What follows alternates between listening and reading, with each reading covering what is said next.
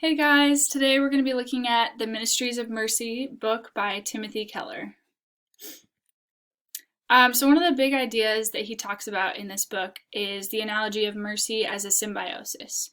And so he looks at this in word and deed ministry and how these exist in a relationship. And then he talks about the motivation for the ministries, specifically deed ministry, and how that motivation is love and not sort of a fear or tokenism.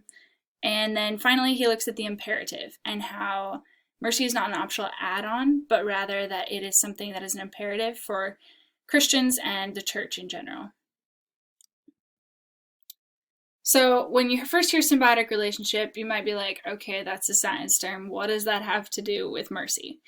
But as a biologist, this was something I got really excited about when I was reading the book.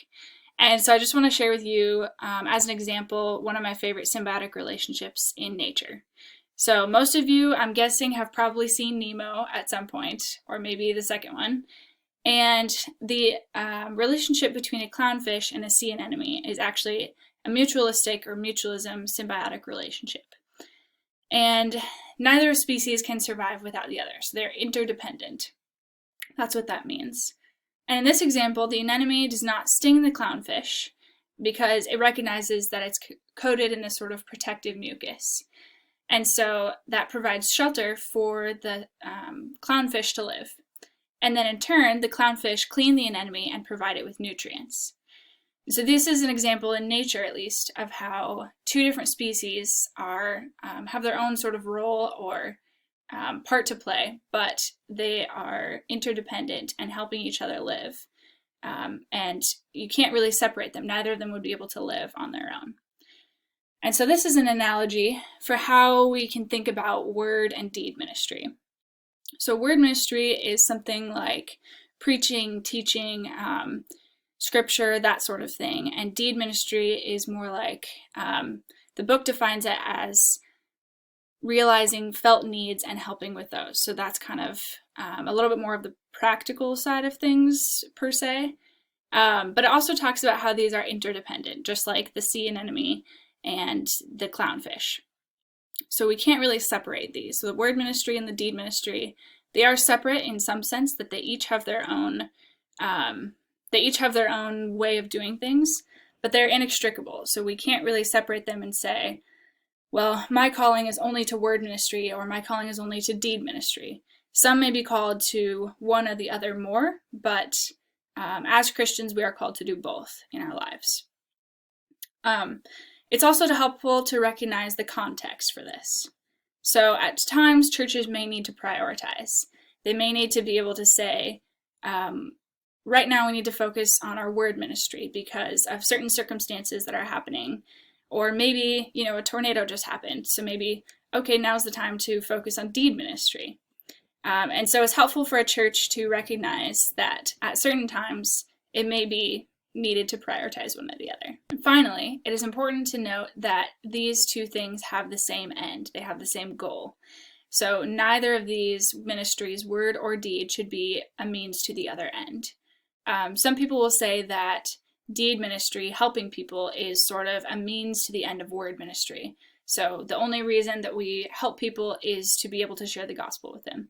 And while sharing the gospel is extremely important, it is helpful to know or to realize that both of these ministries have the same end. And both of these ministries, the same goal is to love as Jesus loved. And so then that's kind of our motivation, which is what we'll look at now. Okay, so the motivation for both of these, we're kind of talking about mercy ministry especially, but the motivation for both of them is love. It's not a fear of failure or a tokenism. So some people obviously can say, well, yes, I checked the box. I gave money to the poor person on the corner today. So, I've checked the box. I'm a good Christian now. And that's not our motivation, or shouldn't be our motivation for mercy ministry. And Keller also cautions against using guilt as a motivation because, yes, we do have so much, but that shouldn't be our motivation for helping. Rather, our motivation should be grace and the gospel. So the rationale for ministry is the grace of God, and the goal should be a generous response to it and not guilt. It's extremely important to connect the ministry of mercy to the gospel of grace. This should be our motivation for helping and for loving others, not out of guilt or a sense of duty, or even a sense of feeling like this is just what we should be doing. Rather, as a response to the grace that God gives us, we should be looking to serve and to love others. And then this is imperative, and that's something that Keller mentions over and over again. It's not something that we can just add on to our sort of daily Christian lives and say, okay, well, here's another thing that I should add to my list of things to do. And so now I need to add mercy ministry to my daily list of things I should be doing. Rather, it's an imperative in the sense that it is a command in Scripture. And so this is something that should be prioritized, but again, not motivated by guilt, because that is not what should be motivating our lives, or fear for that matter. Rather, a response to the grace that God gives us and how he asks us to follow him and to follow his example of loving others.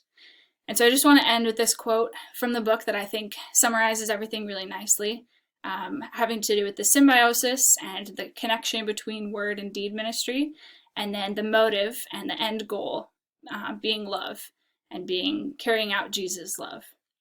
And then finally, the imperative.